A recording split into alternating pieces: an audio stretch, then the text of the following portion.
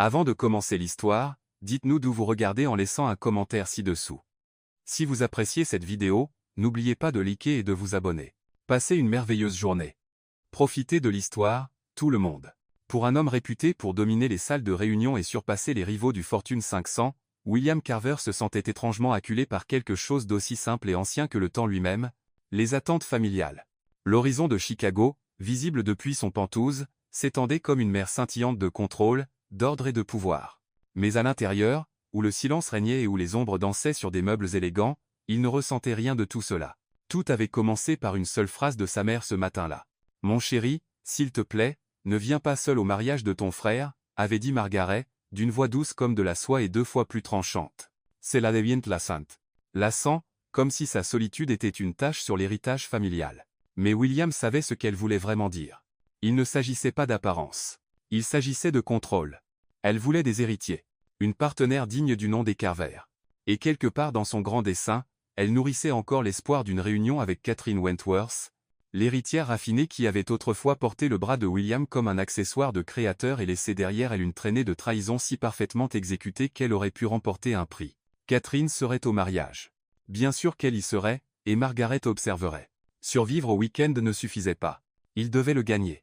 William se versa un verre de scotch, pur, 2 doigts, sans glace, et fixa le dossier qu'Emily avait laissé sur son bureau. Option discrète, indiquait l'onglet, souligné de son écriture. Sans chichi, comme elle.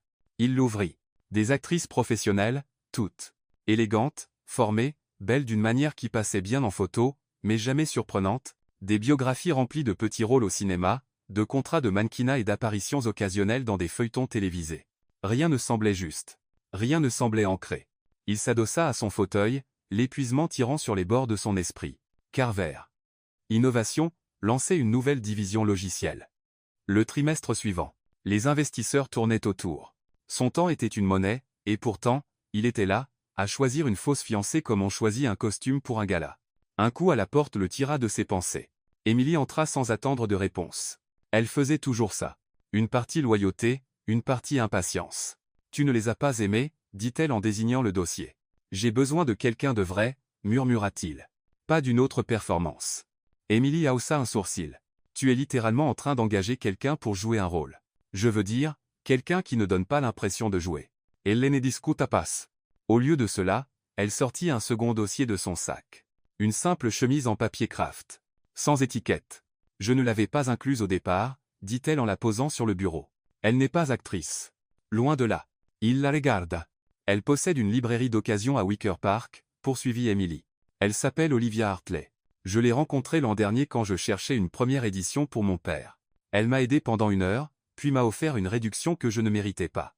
Elle est gentille, naturelle, un peu chaotique, mais charmante. Il ouvrit le dossier. Il n'y avait qu'une seule photo, pas un portrait professionnel, mais un cliché spontané, une femme debout pieds nus sur un escabeau, tendant la main vers un livre. Ses boucles brunes s'échappaient d'un chignon lâche. Son cardigan était dépareillé avec sa jupe. Et elle avait le genre de sourire qui semblait tout droit sorti d'un souvenir secret. Quelque chose dans sa poitrine se serra. Elle n'est pas raffinée, dit Emily, lisant son silence. Mais elle est vraie, et elle a besoin d'argent. Je l'ai appelée, je lui ai dit que c'était pour une fête de fiançailles de dernière minute. Elle a dit qu'elle te rencontrerait, mais seulement si ce n'était pas indécent. William cligna des yeux. Combien c'est-elle? Assez pour être curieuse. Pas assez pour dire oui. Il fixa la photo. Il y avait une pile de livres bancals derrière elle. Et pourtant, tout ce qu'il voyait était la douceur de son expression. Cela le désarmait. Pas parce qu'elle était belle, bien qu'elle le fût, mais parce qu'elle semblait être quelqu'un qui ne se souciait pas de l'être. Organise ça, Jichu do cement. Emily inclina la tête. Tu es sûr? Non. Il expira. Mais fais-le quand même. Cette nuit-là, il les put dormir. Il essaya. Il arpenta l'immense espace du penthouse, lut la moitié d'un rapport trimestriel, envisagea même de répondre à l'un des emails de Catherine, toujours non lu dans sa boîte privée, mais il ne le fit pas. Au lieu de cela, il se versa un autre scotch et se posta devant la fenêtre du sol au plafond, regardant l'horizon. Il se souvenait de la dernière fois qu'il avait vu Catherine à un gala de charité à New York. Elle portait du rouge, comme toujours quand elle voulait qu'on se souvienne d'elle. Et quand elle lui avait souri de l'autre côté de la pièce, cela avait rouvert une vieille blessure. Son orgueil n'avait rien dit. Son cœur, cependant, racontait une autre histoire. Il avait passé des années à construire une armure, un succès froid, des routines précises, pas de surprise. Mais maintenant, il invitait volontairement une étrangère dans son cercle le plus intime pour mentir pour lui, pour feindre de l'affection, pour tromper sa mère, son frère, et même lui-même. C'était de la folie. Ou peut-être de la survie. Il se retrouva à regarder à nouveau la photo d'Olivia. L'ironie ne lui échappait pas. Elle n'était pas la femme qui appartenait à son monde. Pas selon Margaret. Pas selon la logique. Et pourtant, il y avait une étincelle dans ses tripes qu'il ne pouvait pas nommer. Anticipation, doute, espoir. L'interphone sonne alle lendemain matin. Monsieur Carver, dit le portier, votre rendez-vous de 11h est là. Olivia. Il ajusta ses manchettes, jeta un dernier coup d'œil au miroir et murmura une prière silencieuse à laquelle il ne croyait pas. Quand les portes de l'ascenseur s'ouvrirent et qu'elle entra, tout ralentit. Pas de talons, pas de parfum, juste une robe jaune douce, un sac en cuir usé, et cette même présence discrètement puissante que sur la photo. Elle le regarda, pas à travers lui, pas au-delà de lui, mais lui, avec des yeux qui ne demandaient rien, qui voyaient simplement. « Monsieur Carver ?» demanda-t-elle. Sa voix était douce, mais ferme.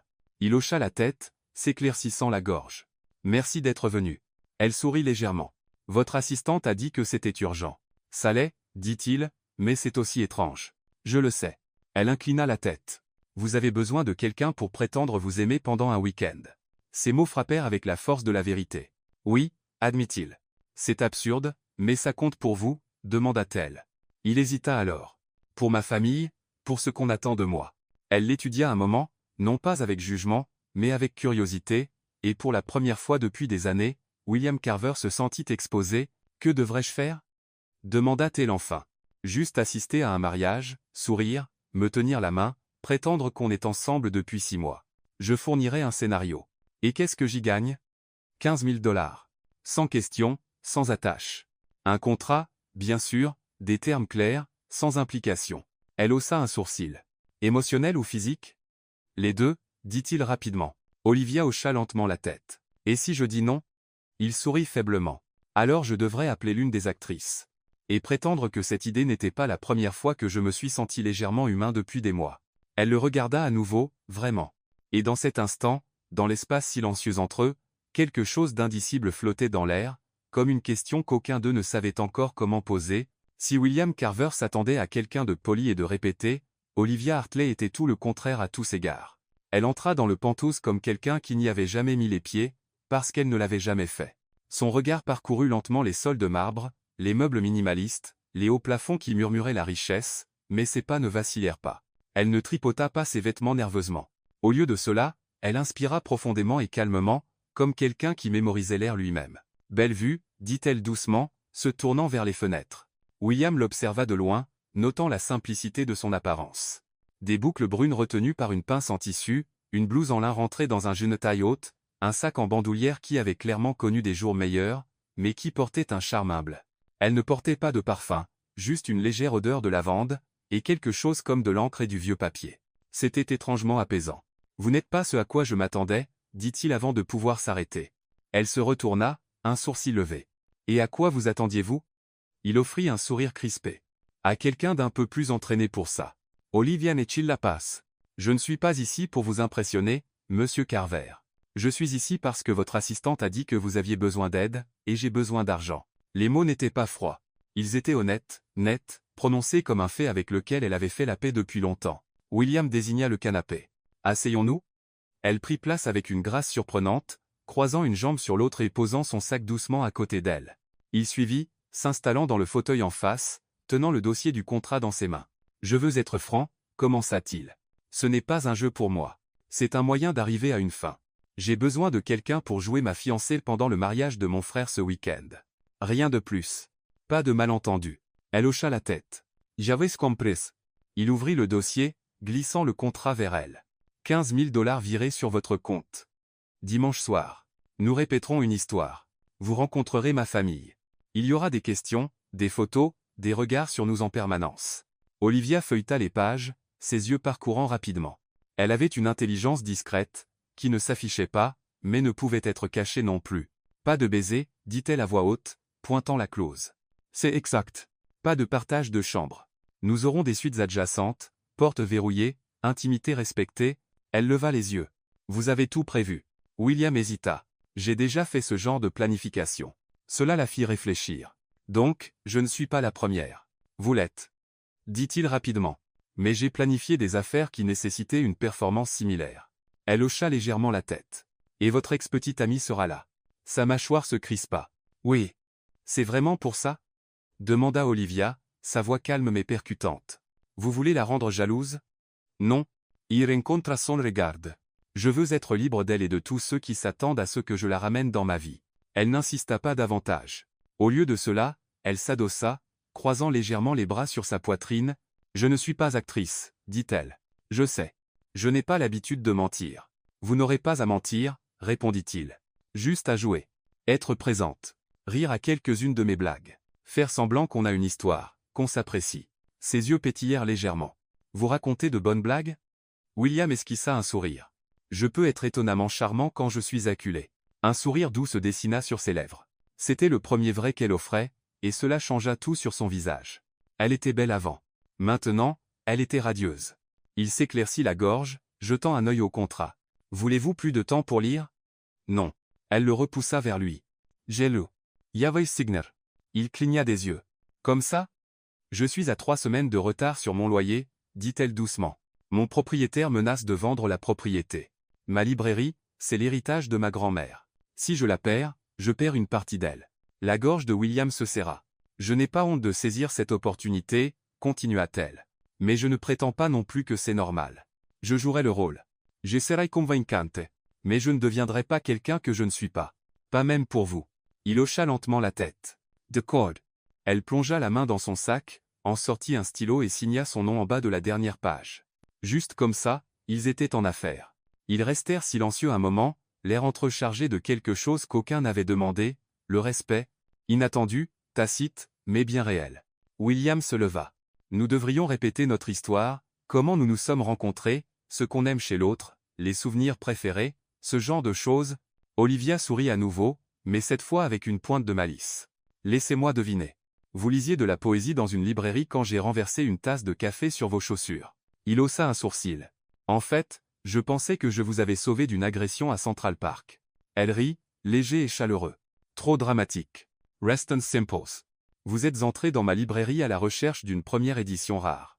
Je vous ai aidé à la trouver. On a commencé à parler. Vous êtes revenu tous les week-ends jusqu'à ce qu'un jour, vous apportiez un café et restiez tout l'après-midi. Il cligna des yeux. Vous êtes doué pour ça. Je suis une conteuse, dit-elle avec un haussement d'épaule. C'est ce que je fais tous les jours. Il la regarda plus attentivement. Vous n'êtes pas ce à quoi je m'attendais. Vous non plus. Pendant un instant, quelque chose changea. La ville bourdonnait dehors, la lumière du soleil se prenait dans ses cheveux, et William Carver, qui avait bâti un empire sur la logique et le calcul, se retrouva complètement désarmé par une femme aux doigts tachés d'encre. Et sans filtre. Il l'avait engagée pour qu'elle soit invisible, une solution temporaire. Mais quelque chose lui disait qu'Olivia Hartley pourrait devenir la partie la plus inoubliable de tout ce plan. La pluie à Wicker Park arriva sans prévenir, douce au début, comme un murmure, puis plus forte, plus lourde, jusqu'à ce qu'elle tambourine contre l'auvent décoloré au-dessus de la porte de Hartley Books. À l'intérieur de la petite boutique, l'odeur du vieux papier et du vernis à bois persistait comme un souvenir. La clochette au-dessus de la porte était restée silencieuse ce jour-là. Pas de clients, pas de bruit, juste la douleur silencieuse du temps qui s'épuisait. Olivia était assise derrière le comptoir, la tasse de thé de sa grand-mère dans les mains, froide, intacte. Elle l'avait préparée par habitude, pas par espoir. La dernière mise en demeure reposait à côté d'elle. 3 semaines de retard, expulsion imminente. Elle l'avait lu 12 fois déjà, comme si la répétition pouvait la rendre plus douce. Mais la vérité était aussi brutale que simple. Elle ne pouvait pas garder la boutique. Sa grand-mère la lui avait laissée, non pas parce qu'elle rapportait de l'argent, mais parce qu'elle avait une âme. Cette âme, Olivia avait passé les 3 dernières années à essayer de la préserver. Elle avait appris aux enfants à lire dans le coin près de la fenêtre, organiser des soirées de poésie avec des bougies et des disques de jazz, réparer des reliures avec de la colle et des prières, mais rien de tout cela ne payait assez. La ville était devenue plus dure. Les loyers avaient augmenté. Les clients s'étaient raréfiés. Et maintenant, sa dernière défense était un contrat signé avec un étranger dans un penthouse du centre de Chicago, 15 000 $ pour 3 jours de simulation. Elle s'adossa, les yeux fixés sur la lampe en vitrail au-dessus d'elle. Elle avait dit oui, parce qu'elle n'avait pas d'autre choix. Mais maintenant que l'encre était sèche, la panique commençait à ramper sous sa peau.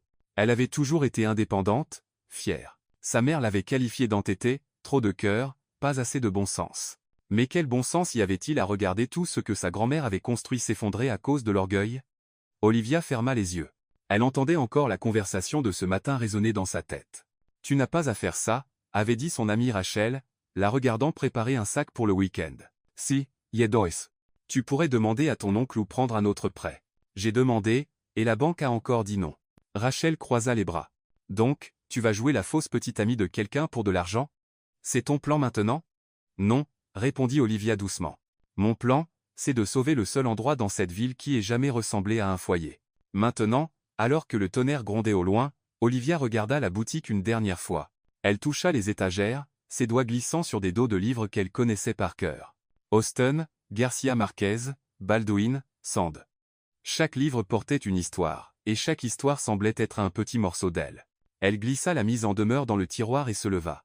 Il était temps de devenir quelqu'un d'autre. La boutique qu'elle visita était loin de son monde. Des murs de verre, un éclairage immaculé, des mannequins qui semblaient appartenir à des couvertures de magazines. La femme derrière le comptoir la fixa un instant de trop avant d'offrir un sourire répété. « Puis-je vous aider ?» Olivia hésita. « J'ai besoin de quelque chose d'élégant, mais pas criard. Pour un événement, un mariage, dit-elle, puis ajouta rapidement, « Je suis la fiancée. » L'expression de la vendeuse changea, respectueuse, impressionnée.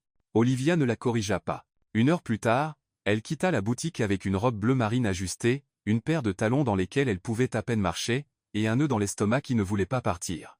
Ce soir-là, de retour à la boutique, elle se tint devant le miroir, les cheveux bouclés, le maquillage légèrement appliqué, la robe épousant sa silhouette comme si elle connaissait son corps depuis plus longtemps qu'elle.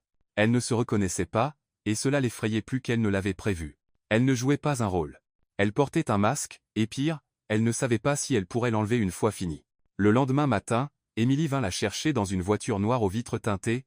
Le trajet vers le centre-ville fut silencieux.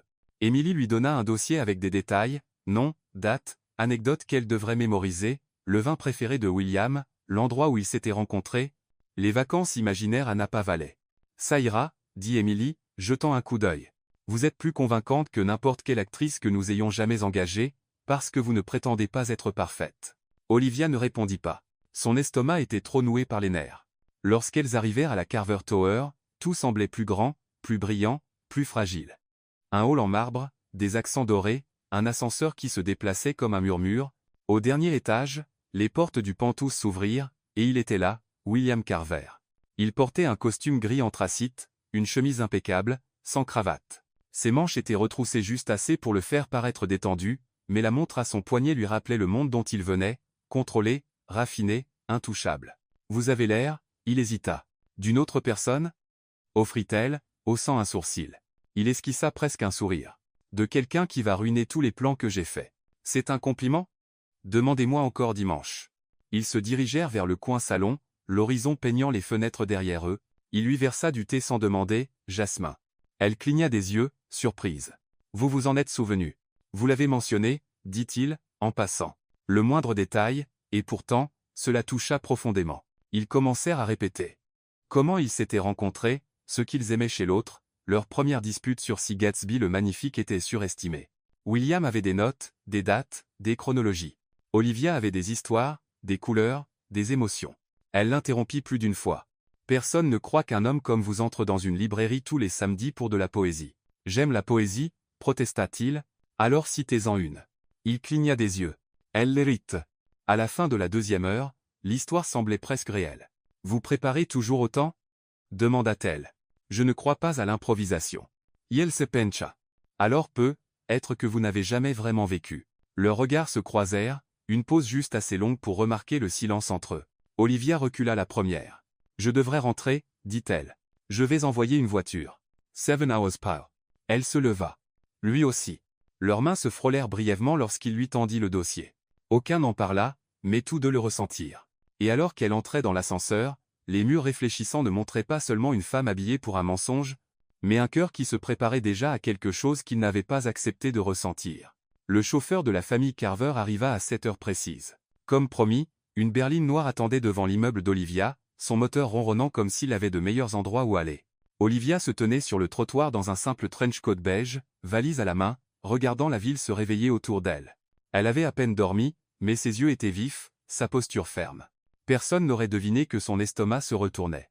Alors que la voiture s'éloignait de Wicker Park, son regard s'attarda sur la silhouette disparaissante de sa librairie. Elle ne savait pas si elle reviendrait pour une seconde chance ou un adieu silencieux. Aux penteuses, William Carver ouvrit lui-même la porte. « Pas un majordome, pas Emily, Louis. » Cela seul la fit s'arrêter. Il semblait fatigué, pas physiquement, mais de cette fatigue qu'ont les gens quand leurs pensées ne les laissent pas tranquilles toute la nuit. « Vous êtes en avance, dit-il, s'écartant pour la laisser entrer. Vous êtes surpris. La plupart des gens arrivent en retard quand ils sont nerveux. » Elle lui lança un regard appuyé. « Je ne suis pas la plupart des gens. » Il esquissa un sourire. Ça devient de plus en plus évident. Le salon avait été réaménagé. Un canapé en cuir souple faisait maintenant face à une table basse jonchée de notes, de photos et d'un diagramme dessiné à la main de leur chronologie relationnelle. Olivia Klingnaes. Vous l'avez codé par couleur?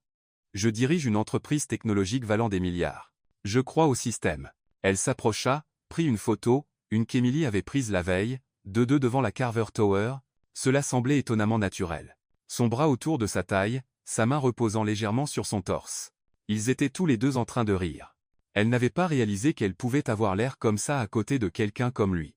J'ai déjà mémorisé la plupart de ça, dit-il, désignant la chronologie. Bien sûr que vous l'avez fait, murmura-t-elle.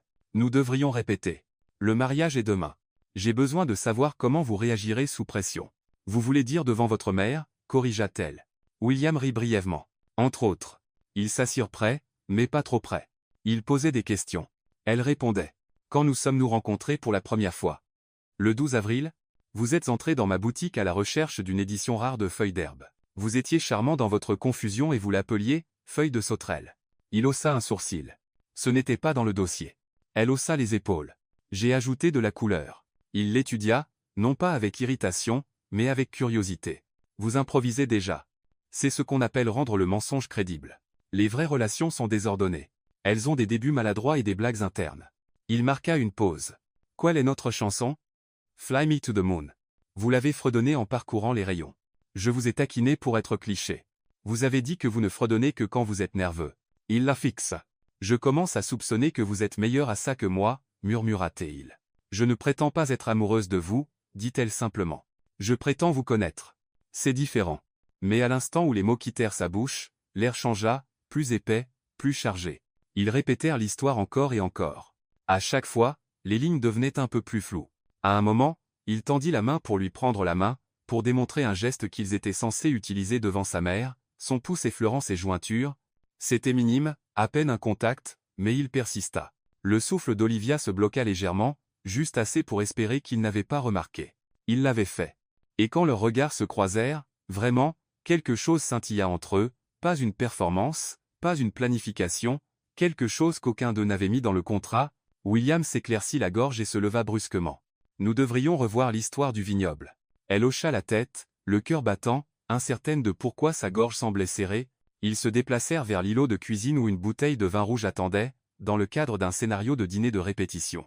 Il lui versa un verre, et ils jouèrent le moment où il la présentait à sa famille pour la première fois, plein de rires et d'anecdotes fictives, sauf que certains des rires étaient réels. Elle lui raconta la fois où elle s'était retrouvée enfermée dans sa propre librairie parce que la poignée de la porte s'était cassée. Il rit plus fort qu'elle ne l'avait prévu. Il lui raconta une interview désastreuse où il avait appelé un journaliste par le mauvais nom 3 fois de suite. « Vous » sourit-elle. « Monsieur Parfait. »« Je ne suis pas parfait, » dit-il. Et la manière dont il le dit, doucement, presque amèrement, la fit s'arrêter. « Vous prétendez juste mieux que la plupart » répondit-elle doucement. Leurs regards se croisèrent à nouveau. Aucun ne détourna les yeux, mais ensuite le téléphone de William vibra. Il vérifia. « Emily, nous devrions conclure, » dit-il. « Ma mère vient d'avancer le dîner de famille d'1 heure. Apparemment, son fleuriste a annulé, et c'est maintenant une crise. Olivia Klingnaes. Dois-je préparer quelque chose de spécifique? » William se tourna vers elle. « Soyez juste vous-même, mais poli, mesuré. Ma mère lit les gens comme des prévisions boursières. Elle repérera tout ce qui semble faux. Donc, ne pas être moi, dit-elle avec un demi-sourire. Il inclina la tête. Non, soyez la version de vous qui sait exactement qui elle était, ne s'excuse pas pour ça. Cela la fit s'arrêter. La manière dont il le dit, la manière dont il la voyait, c'était le premier compliment qui ne sonnait pas comme de la pitié. Elle jeta un coup d'œil à son reflet dans le dosseret de miroir élégant, cheveux légèrement bouclés, blouse parfaitement rentrée, lèvres colorées d'un mauve léger qu'elle ne portait jamais à la boutique. Elle avait l'air de quelqu'un prêt pour un rôle, mais pour la première fois, elle ne sentait pas qu'elle disparaissait derrière. « Je serai prête, dit-elle. William hocha la tête. Mais alors qu'elle se tournait pour partir et qu'il la regardait s'éloigner, une peur discrète s'enroula sous ses côtes. Il avait construit ce plan pour garder le contrôle. Alors pourquoi avait-il soudain l'impression qu'il était sur le point de le perdre? Le trajet jusqu'à Lake Forest fut assez long pour qu'Olivia mémorise chaque pli de sa robe, chaque ligne de sa paume, chaque battement de cœur qui menaçait de trahir son calme. Elle était assise à l'arrière de l'élégant SUV noir, la ville se fondant lentement en banlieue tranquille bordée d'érables et de perfection soignée. À côté d'elle, William était silencieux, pas froid, juste concentré. Son téléphone vibra quelques fois, mais il l'ignora. Au lieu de cela, il resta assis, les mains jointes, observant la route devant lui avec la même intensité qu'il donnait aux réunions du conseil. Mais de temps en temps, il jetait un regard de côté, remarquant peu, être comment ses doigts ne cessaient de se plier et de se déplier sur ses genoux. « Ça va » demanda-t-il à un moment, sa voix plus douce qu'elle ne s'y attendait. « Je suis sur le point de mentir à une centaine d'étrangers et à votre mère, » répondit Olivia, esquissant un sourire. « Qu'est-ce qui pourrait mal tourner ?» Il rit doucement. « Vous vous en sortirez. Rappelez-vous juste, souriez, touchez mon bras de temps en temps, et quoi que vous fassiez, ne la laissez pas voir votre peur. On dirait que je marche dans une zone de guerre. » Il la regarda, puis vraiment. Ce n'est pas loin de la vérité. Le domaine apparut à travers les arbres comme quelque chose d'un autre monde, massif, élégant, et terriblement parfait. Pierre ivoire, lierre rampant, lanterne scintillant déjà en préparation pour le dîner de répétition, le genre d'endroit qui faisait baisser la voix et redresser les postures. Quand la voiture s'arrêta, un valet ouvrit la porte d'Olivia. Elle sortit lentement, ses talons crissant doucement sur le gravier, l'air automnal l'enveloppant, frais et floral. Elle resserra son manteau, ses yeux scrutant la façade du domaine. Elle avait imaginé cet endroit comme froid, extravagant, mais rien ne l'avait préparé à son échelle. William la rejoignit, lui offrant son bras. Elle hésita un instant, puis le prit. À l'intérieur, la maison était une symphonie d'argent ancien. Au plafond, moulure, un grand escalier traversant le hall comme une déclaration, des murmures flottaient dans l'air, accompagnés d'une légère odeur de rose blanche et de vin millésimé, et puis Margaret Carver apparut. Elle se tenait en haut de l'escalier comme une reine descendant de son trône. Mince, cheveux argentés, enveloppée dans une robe bleu marine sur mesure qui coûtait probablement plus cher que le loyer d'Olivia. Son expression était polie, mais ses yeux acérés, calculateurs. « Mère » dit William alors qu'il s'approchait, sa voix ferme. Le regard de Margaret passa de son fils à la femme à son bras. Elle tendit la main vers Olivia avec une retenue parfaite. « Vous devez être Olivia. »« C'est moi » répondit-elle, serrant sa main avec une confiance douce. « C'est un plaisir, Madame Carver. »« Margaret, s'il vous plaît, » corrigea-t-elle avec un sourire fluide. « William ne vous a jamais mentionné auparavant. »« Nous gardions les choses discrètes, » intervint William. « Nous voulions du temps pour nous avant que la famille ne commence à poser des questions. »« dit Margaret, les yeux toujours fixés sur Olivia. « Et que faites-vous, ma chère ?»« Je tiens une librairie, » dit Olivia, gardant sa voix calme. « À Wicker Park, principalement des livres d'occasion, quelques éditions rares. Je l'ai hérité de ma grand-mère. » Margaret inclina la tête. « Comme c'est charmant et pittoresque. » Olivia sourit, sentant la piqûre subtile derrière le mot. « C'est petit, oui, mais plein d'histoire. »« Je l'imagine, » murmura Margaret. « Et c'est ainsi que vous vous êtes rencontrés ?»« À la boutique, » confirma William. « Elle m'a aidé à trouver une copie d'Alès d'Éden. » Signé. Le sourcil de Margaret se leva. « John Steinbeck. Je ne savais pas que tu lisais de la fiction. »« Il est plein de surprises, » dit Olivia avant que William ne puisse répondre. « Il s'avère qu'il a un faible pour les tragédies poétiques. » William la regarda, surpris. Elle croisa brièvement son regard, et quelque chose passa entre eux. Un fil de performance partagé qui commençait à sembler dangereusement proche de la réalité. Margaret les observa tous les deux. « Eh bien, si vous voulez bien m'excuser, je dois parler au traiteur. Nous discuterons plus tard. »« J'ai hâte, » dit Olivia, même si son cœur battait à tout rompre. Alors que Margaret s'éloignait, William expira. « Vous vous en êtes bien sorti, » murmura-t-il. « Elle me déteste, » répondit Olivia à voix basse. « Elle déteste tout le monde jusqu'à ce qu'on lui prouve le contraire. Guignol. Donc, tout ce que j'ai à faire, c'est convaincre une femme qui pense que Jane Austen est un appareil de cuisine. » William rit fort, de manière surprenante. Les têtes se tournèrent. Olivia rougit, mais il secoua simplement la tête. « J'avais oublié ce que ça faisait, » dit-il doucement. « Quoi ? De rire comme ça ?» Elle ne répondit pas. Ils entrèrent ensuite dans le salon, où les invités sirotaient déjà du champagne. Cousins, investisseurs, vieux amis de l'internat. Tous se tournèrent pour regarder. Le moment était chorégraphié, et pourtant, on aurait dit marcher dans une fosse au lion. William la présenta un par un. Elle souriait, serrait des mains, mémorisait des noms, jouait le rôle, et avec chaque rire, chaque hochement de tête, chaque histoire qu'elle inventait sur le moment, quelque chose d'étrange se produisit. Elle commença à y prendre plaisir. Pas à la performance. À la manière dont William la regardait, à un moment, pendant un toast, il se pencha, son souffle chaud contre son oreille. « Vous volez la vedette » murmura-t-il. Elle tourna légèrement la tête. « Dois-je en faire moins ? Mon Dieu. Non. » Plus tard dans la soirée, alors que la foule se dispersait pour le dîner, Margaret s'approcha à nouveau, cette fois avec 2 flûtes de champagne, une pour l'adorable invitée, dit-elle, en tendant une à Olivia, et une pour la femme dont mon fils semble très épris. Olivia accepta le verre avec prudence. Margaret leva le sien. Au choix inattendu. Aux esprits ouverts, répondit Olivia.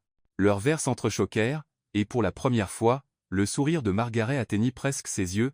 Alors que la nuit avançait et que le soleil disparaissait sous les haies bien taillées dehors, Olivia se retrouva à marcher seule sur la terrasse. Elle avait besoin d'air, d'espace, d'un moment pour respirer. Mais quand elle se retourna, elle n'était pas seule. William se tenait dans l'encadrement de la porte, la regardant. « Vous vous en sortez mieux que je n'aurais pu l'imaginer, » dit-il. « Vous semblez surpris. »« Je le suis. Parce que je suis juste une fille de librairie jouant un rôle ?»« Non, » dit-il, « parce que vous ne jouez plus. » Et juste comme ça, l'espace entre eux se resserra. Pas physiquement, émotionnellement. C'était un changement qu'elle ne pouvait pas nommer, mais il arrivait, et elle n'était pas sûre de pouvoir l'arrêter. La salle de bal brillait comme un rêve, poli par l'argent. Des appliques dorées projetaient une lumière douce, sur des tables drapées de lin ivoire. Des lustres en cristal scintillaient au-dessus comme des constellations gelées, et au centre de tout cela, Olivia Hartley se tenait, une main passée dans le bras de William Carver, sentant le poids de chaque regard qui se posait sur eux. Elle souriait, riait au bon moment, laissait ses doigts s'attarder sur sa manche juste assez longtemps pour être remarquée, et bien que son cœur battait un peu trop vite, et que ses chaussures la serraient juste assez pour faire mal, elle ne le montrait jamais jusqu'à ce qu'elle la voie. Catherine Wentworth entra comme une tempête, prétendant être un rayon de soleil, grande, blonde, drapée dans un satin écarlate qui s'accrochait à elle comme cousu avec du venin. Ses cheveux étaient relevés en un chignon doux, des boucles d'oreilles scintillant comme des couteaux miniatures. Et quand elle aperçut William de l'autre côté de la pièce, près d'Olivia, elle inclina légèrement la tête, ses lèvres formant un sourire capable de faire tourner le champagne. William se raidit. Olivia le sentit dans les muscles de son bras. Catherine traversa la pièce lentement, comme si elle avait tout le temps du monde. Sa confiance était terrifiante. Pas seulement parce qu'elle était réelle, mais parce qu'elle était travaillée, militarisée. Elle ne s'approcha pas de William. Elle fondit sur lui. « William » roucoula-t-elle, tendant une main. « Tu ne m'avais pas dit que tu viendrais accompagner. » Il relâcha doucement Olivia et prit la main de Catherine pendant exactement une seconde. Pas plus. « Catherine » dit-il Blackman. Catherine se tourna vers Olivia, offrant un sourire si doux qu'il piquait. « Et vous devez être la nouvelle fiancée. » Olivia répondit, tendant la main avec une grâce calme. « C'est un plaisir. » Les doigts de Catherine étaient froids et parfaitement manucurés. Bien sûr qu'est-ce l'est. Le silence qui suivit était fin comme une lame. « William a toujours eu un faible pour les filles livresques, » dit Catherine, les yeux légèrement plissés. Olivia sourit. « Et j'ai toujours eu un faible pour les hommes qui peuvent admettre qu'ils ne savent pas tout. » La lueur dans l'expression de Catherine était subtile, mais présente. William toussa, presque en riant. « Olivia tient une librairie. » dit-il. « À Wicker Park. »« Comme c'est charmant, » répondit Catherine. « C'est une de ces petites cabanes où on donne un livre, on en prend un ?»« Non, » dit Olivia, imperturbable. « C'est une vraie boutique. 4 murs, des étagères, de vraies conversations. Vous seriez surprise de voir à quel point c'est rare. » Catherine cligna des yeux. William s'éclaircit la gorge. « Nous devrions aller à notre table. » Mais Catherine n'avait pas fini. « Alors, c'est pour quand, le grand jour ?» demanda-t-elle, son sourire acéré. « Nous n'avons pas choisi de date, » dit William rapidement. « Nous profitons des fiançailles, » ajouta Olivia, son ton doux comme de la soie. « On prend notre temps, on laisse les choses se dérouler naturellement. » Catherine se pencha plus près, comme pour murmurer un secret destiné à être entendu. « Faites attention, ma chère. » William a tendance à se laisser distraire. C'est alors qu'Olivia le vit, non seulement la malice dans les mots de Catherine, mais la peur en dessous.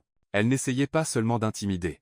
Elle essayait de récupérer quelque chose. « Je ne m'inquiète pas, » répondit Olivia doucement. « Si quelqu'un part, c'est qu'il n'était jamais vraiment à vous pour commencer. » Pendant un instant, la salle de bal s'effaça. Il n'y avait que l'espace entre les deux femmes, et l'homme pris au milieu. Les yeux de Catherine se plissèrent.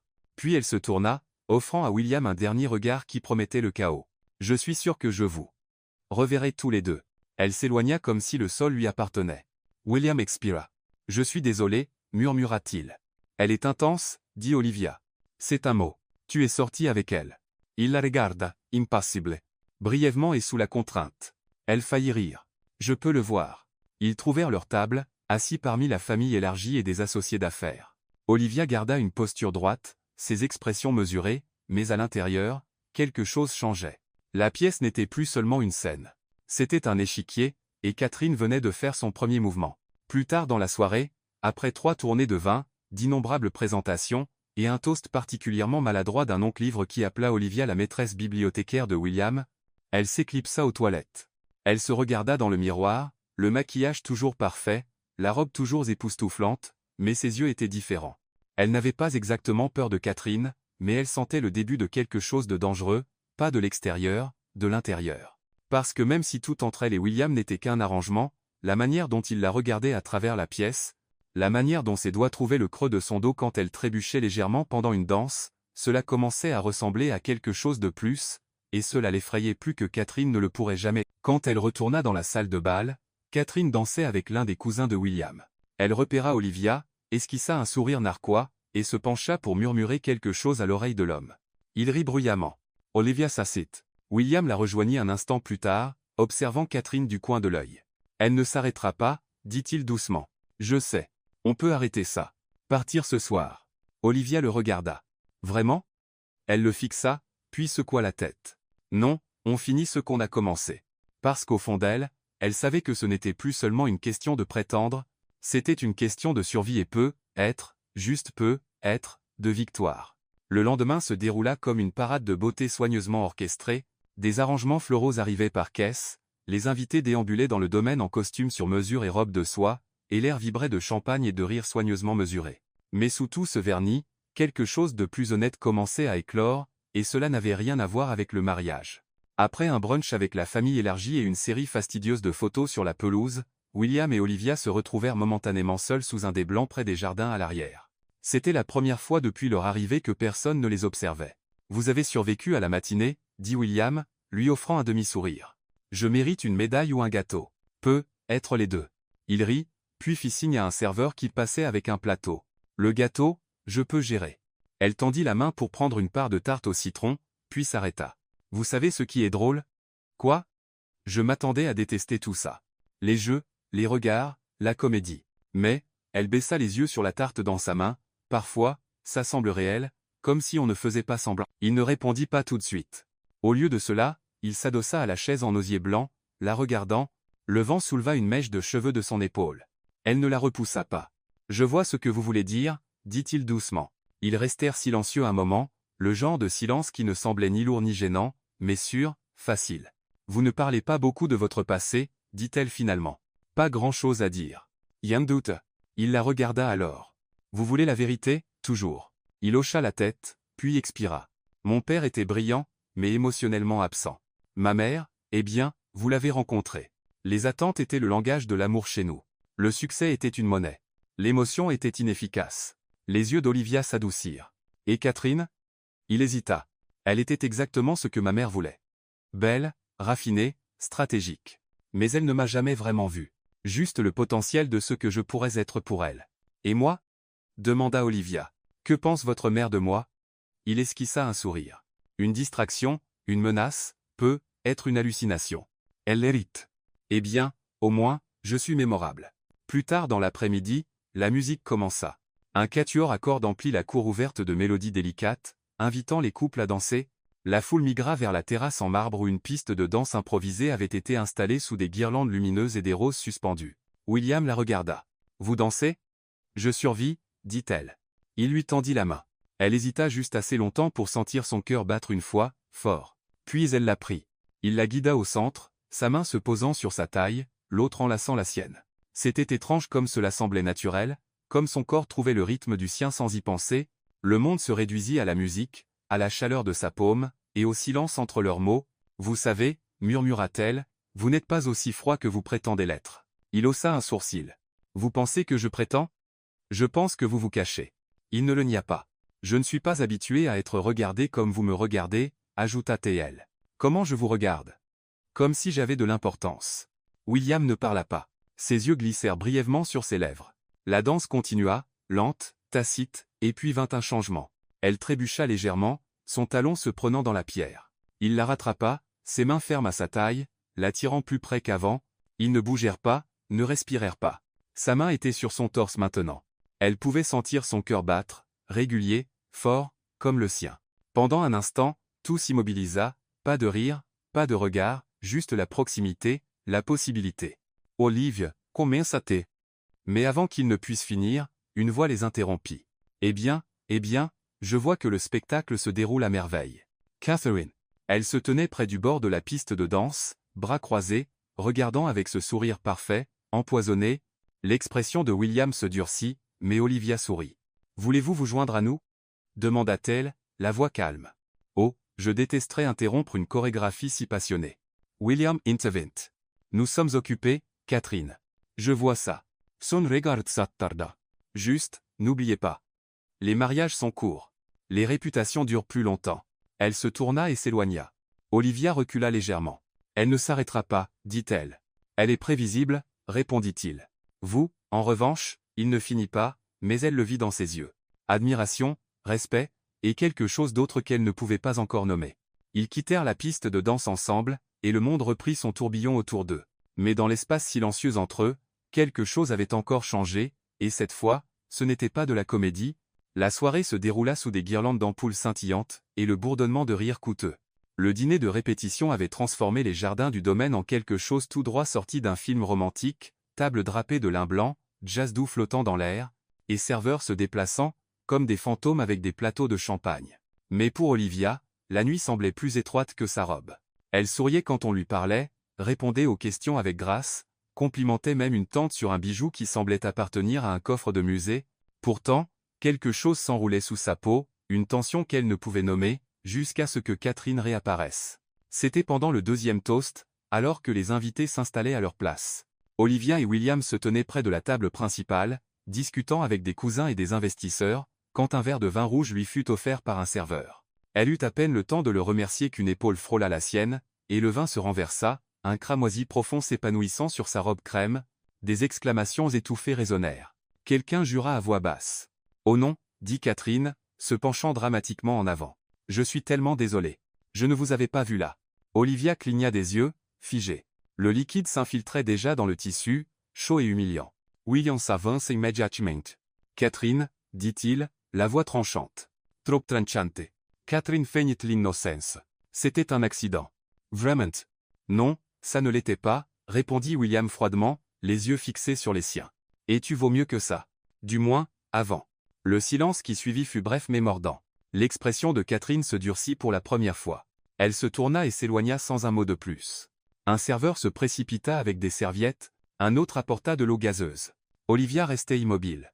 William se pencha. « Venez avec moi. » Il la guida hors de la foule, autour du domaine, vers un couloir calme juste à côté du jardin. Là, il sortit un mouchoir en lin de la poche de sa veste et tamponna la tâche la plus importante. Elle observa ses mains bouger, prudentes, délibérées, légèrement tremblantes. « Vous n'aviez pas à me défendre, » dit-elle doucement. « Si, » répondit-il, « je devais. Vous auriez pu laisser passer. Elle a de l'influence ici. » Il leva les yeux, et pour une fois, il n'y avait aucune performance dans son regard. « Moi aussi. » Elle hérite, courte, amère. « Je ne suis pas votre responsabilité, William. »« Non, dit-elle. Vous ne l'êtes pas. Mais vous êtes sous ma protection, et ça compte pour moi. » Elle les recula. « Pourquoi ?» Il ne répondit pas. Parce qu'ils savaient tous deux que la réponse était dangereuse. Il s'éclaircit la gorge. « Trouvons-vous une nouvelle robe ? Émilie en a prévu une en plus. Je peux gérer. »« Je sais que vous pouvez, » dit-il. « C'est pourquoi je propose de vous aider. » Et juste comme ça, les murs qu'elle avait construits commencèrent à trembler, pas à s'effondrer, pas encore, mais à trembler. Quelques minutes plus tard, vêtue d'une robe bleu marine qui épousait sa silhouette différemment, mais tout aussi magnifiquement, Olivia retourna au dîner avec William à ses côtés. Elle garda le menton haut. Elle croisa chaque regard avec un feu calme, et quand elle passa devant Catherine, elle sourit, pas gentiment, mais avec quelque chose de plus fort, un pouvoir imperturbable. Le reste de la soirée passa dans un flou de danse, de verres qui s'entrechoquaient, et de commentaires voilés, mais alors, quelque chose d'inattendu fit à nouveau vaciller le sol sous ses pieds. Un homme nommé Edward, grand, raffiné, et trop charmeur, s'approcha pendant une pause dans la musique. « Puis-je vous l'emprunter pour une danse ?» demanda-t-il à William, désignant Olivia. La mâchoire de William se crispa. Olivia regarda entre eux, amusé. Ça dépend. Êtes-vous un bon danseur? Seulement quand je suis motivé, répondit Edward, offrant sa main. Elle l'a pris. Alors qu'il se dirigeait vers la piste, le regard de William la suivit, froid, indéchiffrable. La musique commença. Edward l'attira près de lui. Vous n'avez pas l'air d'appartenir à ce monde. Et pourtant, je suis là, répondit-elle. Je dirais que vous êtes la personne la plus intéressante ici. Elle sourit poliment. Est-ce une réplique ou un compliment?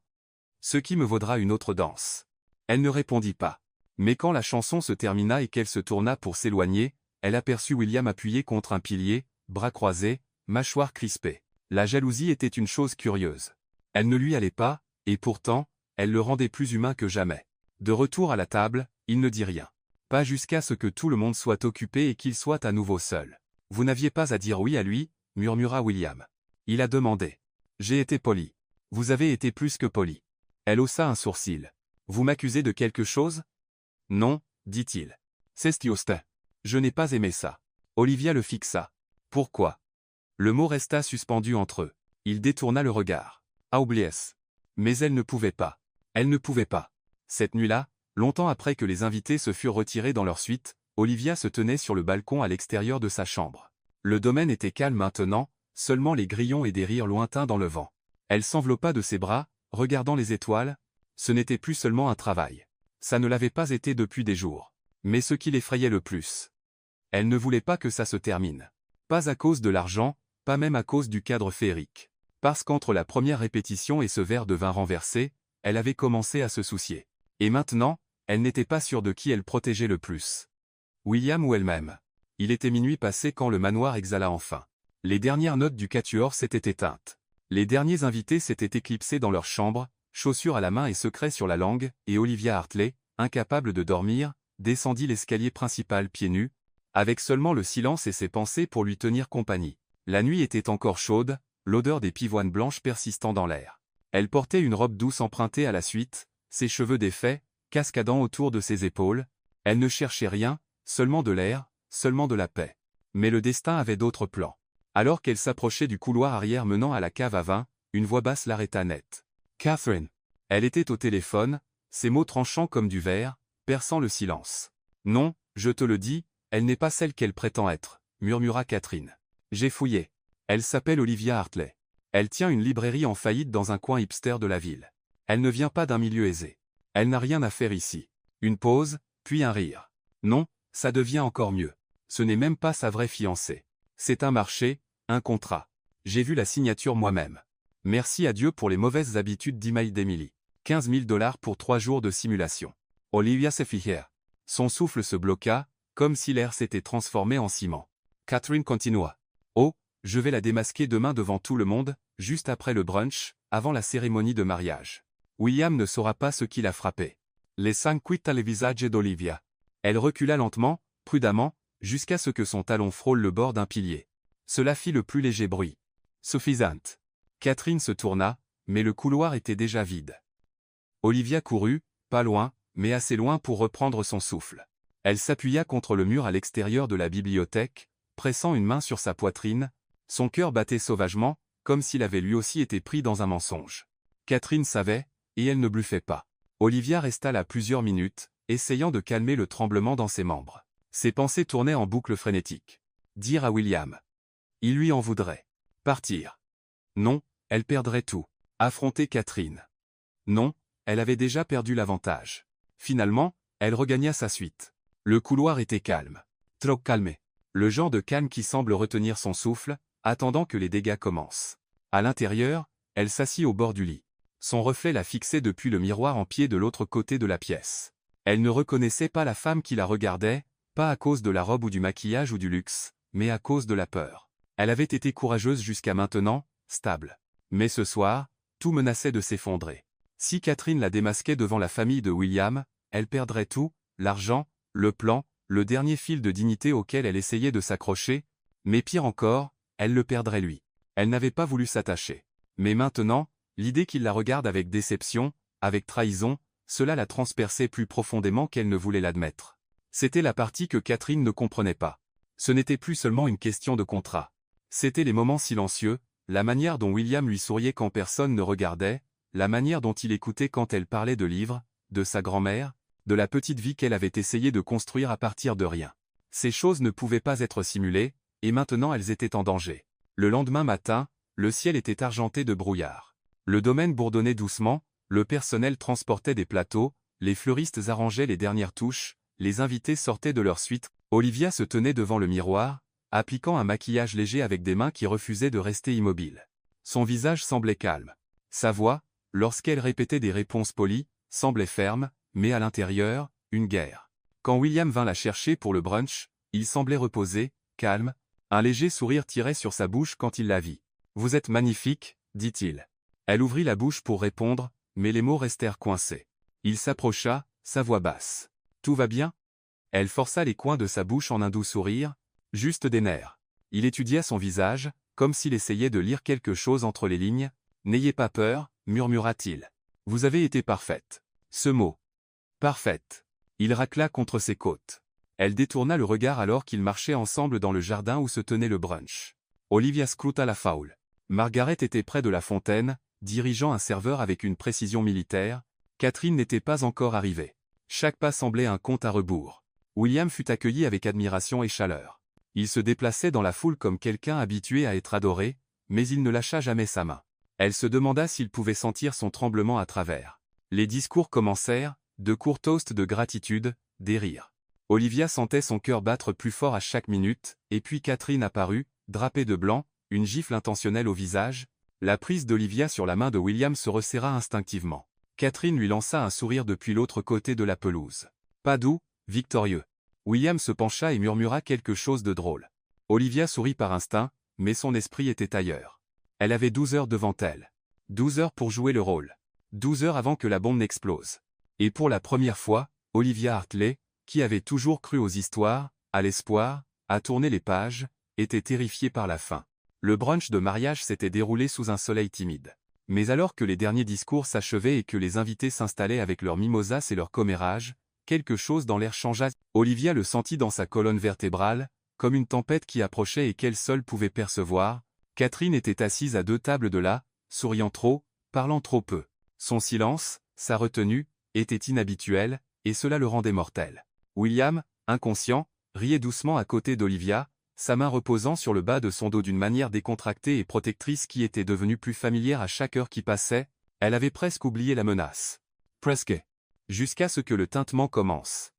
Une fourchette contre un verre. Subtil, puis plus fort. Les têtes se tournèrent. Catherine se leva, gracieuse, composée, mortelle. « Pardonnez-moi, dit-elle, levant son verre. Mais avant que nous trinquions à l'amour et à l'éternité, je crois qu'il y a quelque chose que nous méritons tous de savoir. » William se redressa lentement.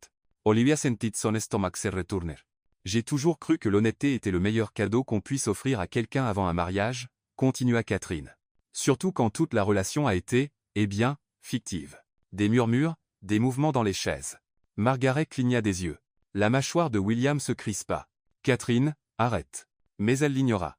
Il se trouve que je sais, dit-elle, se tournant vers les invités, que ces charmantes petites fiançailles ne sont pas du tout réelles. En fait, il y a un contrat, signé, daté. 15 000 $ pour un week-end de mensonges. N'est-ce pas, Olivia? Silence, complet. Dévastateur. Olivia ne pouvait pas bouger. Ne pouvait pas respirer. Chaque regard se tourna vers elle. Elle chercha le regard de William, mais il ne la regardait pas. Passing collé. Catherine continua. Elle n'est pas sa fiancée. Elle ne vient pas de notre monde. Ce n'est même pas une invitée. Elle est engagée, et franchement, c'est insultant pour nous tous. Quelques exclamations. Une tante serra ses perles si dramatiquement que cela semblait répéter. Et puis Margaret se leva. Est-ce vrai? William se tourna enfin vers Olivia. Sa bouche s'ouvrit, mais aucun son ne sortit. Elle pouvait sentir la honte remonter dans sa gorge comme du feu. Elle s'était promis de ne pas pleurer. Pas ici. Pas comme ça. Mais sa voix se brisa. Oui, dit-elle doucement. C'est vrai. Une autre vague d'exclamations. Mais, ajouta-t-elle, faisant un pas en avant, ce n'était pas censé signifier quoi que ce soit. J'ai signé un contrat. J'avais besoin de l'argent. C'est tout ce que c'était censé être. William n'avait toujours pas dit un mot. Et c'était la pire partie. Le silence, le poids de son immobilité.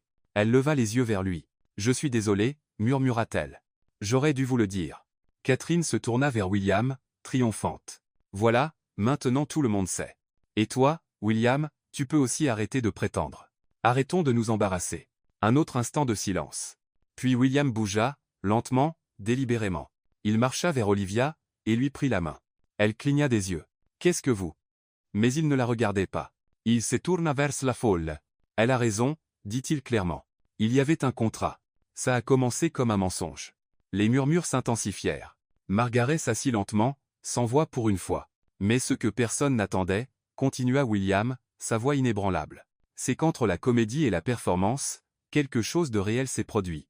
Il baissa les yeux vers Olivia alors, et quand leurs regards se croisèrent, il n'y avait ni colère, ni trahison, juste la vérité. « Je n'avais pas prévu de tomber amoureux d'elle, dit-il, mais c'est arrivé. » Un silence stupéfait passa sur le jardin comme le vent dans le blé. Le visage de Catherine se vida de couleur. « Elle n'est pas de mon monde, continua-t-il. Elle ne vient pas d'une famille riche. Elle ne connaît pas nos règles, et c'est exactement pourquoi je l'aime. » Il serra la main d'Olivia. Parce qu'elle m'a rappelé à quoi ressemble l'honnêteté. Les larmes brouillèrent la vision d'Olivia. « William, murmura-t-il. Je l'ai choisie, dit-il simplement. Pas à cause de ce que vous pensez qu'elle est, mais à cause de ce que je sais qu'elle est.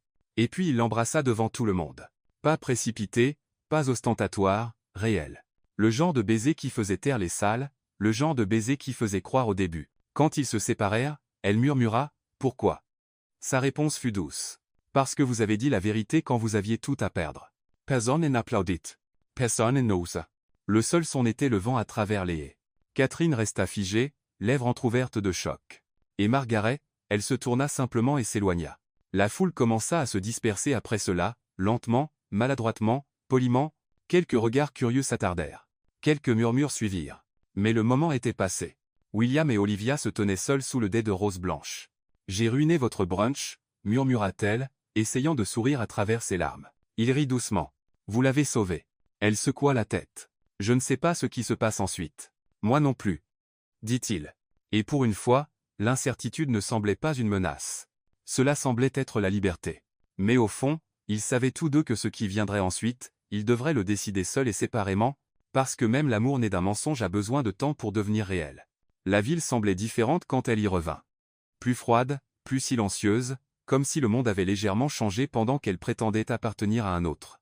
Olivia déverrouilla lentement la porte de la librairie, le grincement familier résonnant dans le silence. La poussière s'était déposée sur les fenêtres. Une tasse de thé oubliée attendait sur le comptoir, comme si elle avait retenu son souffle. Elle entra. Chez elle. Et pourtant pas tout à fait pareil. Elle laissa tomber son sac près de la caisse et resta immobile longtemps, écoutant le silence. Pas de musique, pas de pas, personne qui attendait dans la pièce d'à côté avec un verre de vin et un sourire inattendu. Le week-end semblait maintenant un rêve fiévreux. Robe scintillante, sourire faux, contact réel. La main de William sur sa taille, sa voix murmurant son nom comme un secret. Et le baiser. Mon Dieu, ce baiser. Elle le ressentait encore. Elle goûtait encore sa vérité. Mais il n'avait pas appelé. Pas après tout ça. Pas après que la foule s'était dispersée et que sa famille avait murmuré et que sa mère était partie sans un mot. Pas même après qu'il lui avait dit qu'il l'aimait devant tout le monde. Le silence qui suivit était pire que la colère. C'était le vide. 2 jours passèrent, puis 3. Olivia rouvrit la boutique lentement, prudemment. Quelques clients fidèles entrèrent, demandant comment s'était passé son week-end. Elle offrait des sourires vagues et disait qu'elle avait été à un mariage. Personne ne posait plus de questions. Personne ne le faisait vraiment. Le jeudi, elle cessa d'attendre de voir son nom sur son téléphone. Cessa de regarder par la fenêtre quand une voiture noire passait. Cessa de laisser sa poitrine se serrer chaque fois que la clochette au-dessus de la porte tintait. Mais la douleur ne partait pas. Elle apprenait juste à rester immobile. De l'autre côté de la ville, William était assis dans son bureau, fixant un brouillon d'email vide. Il avait écrit son nom 5 fois. L'avait effacé 6 fois. Comment écrire à quelqu'un à qui on a dit la vérité trop tard? Ses journées étaient remplies, réunions, propositions, analystes exigeant des réponses. Sa mère ne lui avait pas parlé depuis le brunch. Les investisseurs voulaient des assurances, mais rien de tout cela n'avait d'importance. Pas vraiment. Il entendait sa voix partout. Dans les marges des livres, dans les espaces entre les sonneries d'ascenseur, dans les pauses avant qu'il ne réponde aux questions. Son pantos semblait plus froid, plus grand, faux. Il avait essayé de revenir à ce qui était avant. Mais comment revenir en arrière après que quelqu'un vous a appris à ressentir à nouveau? Le vendredi matin, il se tenait près de la fenêtre avec un café à la main et le souvenir de sa tête reposant sur son torse, la manière dont elle riait avec tout son visage, la manière dont elle touchait les livres comme s'ils étaient sacrés. Il n'avait plus besoin de contrat. Il avait besoin de closure, ou de quelque chose de plus dangereux, de l'espoir. Samedi matin. Nuages gris, vent tiède, le genre de jour qui semblait indécis. Olivia réorganisait la section poésie avec un demi-cœur. La pluie avait tenu les clients à l'écart, et elle était contente de la solitude. Elle était agenouillée sur le sol, glissant des livres en place, quand elle entendit la porte s'ouvrir. La clochette tinta. Elle ne leva pas les yeux. « Donnez-moi une minute », lança-t-elle doucement. « Je suis à vous tout de suite. » Pas de réponse, juste le silence. Et puis, « Je suis là pour une première édition. » Son corset fijea. Cette voix. Elle leva les yeux, et il était là, William Carver, dans sa boutique, en pull sombre et Jean, plus d'effet qu'elle ne l'avait jamais vu. Pas d'armure, pas d'agenda, pas de scénario, juste lui et le poids de tout ce qu'il n'avait pas dit. Olivia se leva lentement. « Je n'ai rien de rare aujourd'hui, dit-elle doucement. Il hocha la tête. « Je ne suis pas venue pour du rare. » Elle croisa les bras, pas sur la défensive, juste pour empêcher ses mains de trembler. « Vous avez disparu. J'avais besoin de réfléchir. Vous m'avez dit que vous m'aimiez. » Murmura, « T'es. » C'est toujours le cas. L'air trembla entre eux. « Je ne sais plus ce qui est réel, dit-elle. Il prit une lente inspiration. « Je suis venu réparer une étagère. » Cela la prit au dépourvu. Elle cligna des yeux. « Quoi ?» Il pointa derrière elle. « Celle-là. Celle qui est toujours penchée. Je l'ai remarquée la première fois que j'ai vu cet endroit. » Elle se tourna. La troisième étagère à droite. Elle penchait juste assez pour être remarquée, mais seulement par quelqu'un qui faisait attention. Elle le regarda à nouveau. « Je n'ai pas besoin qu'on la répare. »« Je sais, dit-il. Mais je veux le faire quand même. » Et juste comme ça, quelque chose s'ouvrit. Pas bruyamment, pas dans la précipitation. Mais de la manière silencieuse dont l'espoir revient après l'hiver. Elle s'écarta. Il s'agenouilla, inspectant l'étagère. Pas d'outils sophistiqués, juste ses mains, juste sa présence. Quand il leva les yeux à nouveau, elle était assise par terre en face de lui, jambes croisées, le regardant. « Vous le pensiez vraiment » demanda-t-elle. Chaque mot. Surtout les parties où j'ai dit que je n'avais pas prévu ça. Il hocha la tête. Surtout celle-là. Ils ne s'embrassèrent pas. Pas encore. Mais là, entouré d'histoire, de silence et de l'odeur des vieilles pages, quelque chose changea à nouveau. Pas comme avant. Cette fois, aucun d'eux ne faisait semblant. Une semaine s'était écoulée depuis que William était entré dans sa librairie. Pas en tant que PDG, pas en tant qu'homme essayant de réparer une image, mais en tant que quelqu'un prêt à recommencer, sur son plancher, sans plan, sans performance, sans attente. Depuis, il était venu tous les jours, parfois avec un petit déjeuner, parfois avec des outils, toujours avec une présence discrète. Il ne parlait pas beaucoup de l'entreprise ou de sa famille. Il posait des questions sur ses étagères, ses auteurs préférés, ceux que sa grand-mère servait avec le thé. Il commença à ranger les livres par ordre alphabétique, mal au début, puis mieux. Un matin, il répara la clochette bancale au-dessus de la porte. Un autre jour, il étiqueta l'arrière-salle pour les dons. Ce n'était jamais dramatique, mais c'était réel, et c'est ce qui la brisa. Pas de douleur, de paix. Un jeudi matin, la pluie tapait doucement contre les vitres de la librairie. La ville dehors se déplaçait lentement, et à l'intérieur, l'odeur de cannelle et de papier emplissait l'air. Olivia était derrière le comptoir, lisant une copie écornée de The Secret Garden, quand William entra. Il tenait 2 cafés et autre chose. Un dossier? Elle haussa un sourcil. Vous ramenez le contrat? Il sourit. Quelque chose comme ça. Mais vous voudrez lire celui-ci. Elle plissa les yeux, mais prit le dossier. À l'intérieur, il y avait une proposition, pas romantique, pas encore, une proposition commerciale de Carver Innovation, un partenariat de financement pour Hartley Books. Aucune condition, aucune prise de contrôle, juste un engagement à préserver la littérature indépendante, les programmes communautaires et les petites entreprises historiques. Elle cligna des yeux, lisant les petits caractères. C'est réel. Aussi réel que vous, dit-il doucement. Aussi réel que nous. Elle leva les yeux. Pourquoi? Parce que je crois en cet endroit, dit-il. Parce que je crois en vous. Il marqua une pause, puis s'approcha. Et parce que je veux construire quelque chose qui dure avec vous. Pas seulement ça, nous. Elle déglutit difficilement. Ça ne vient pas avec un autre contrat. Pas de papier, pas de règles, pas de compte à rebours. Alors, que voulez-vous, William? Il plongea la main dans sa poche et en sortit une petite boîte en velours. Olivia se fija. Vous avez dit une fois, murmura-t-il, que le véritable amour n'est pas une performance. C'est être là. C'est faire le travail. Il ouvrit la boîte. À l'intérieur, pas de diamant, juste une bague en argent, simple, brute, gravée de petites vignes comme celles qui poussaient autour de la porte de sa librairie. Je ne veux pas acheter votre oui, dit-il. Je veux le gagner tous les jours. Elle ne pleura pas, pas tout de suite. Mais quand il glissa la bague dans sa main, pas sur son doigt, et dit, vous décidez quand, son cœur s'ouvrit grand. Elle hocha la tête, puis sourit. Pas parce que c'était parfait, mais parce que c'était réel. Des mois plus tard, la librairie prospérait. Avec le soutien de William, mais pas son contrôle, Olivia lança des soirées de lecture communautaire, restaura le coin des enfants, et rouvrit le petit bar à thé que sa grand-mère aimait tant.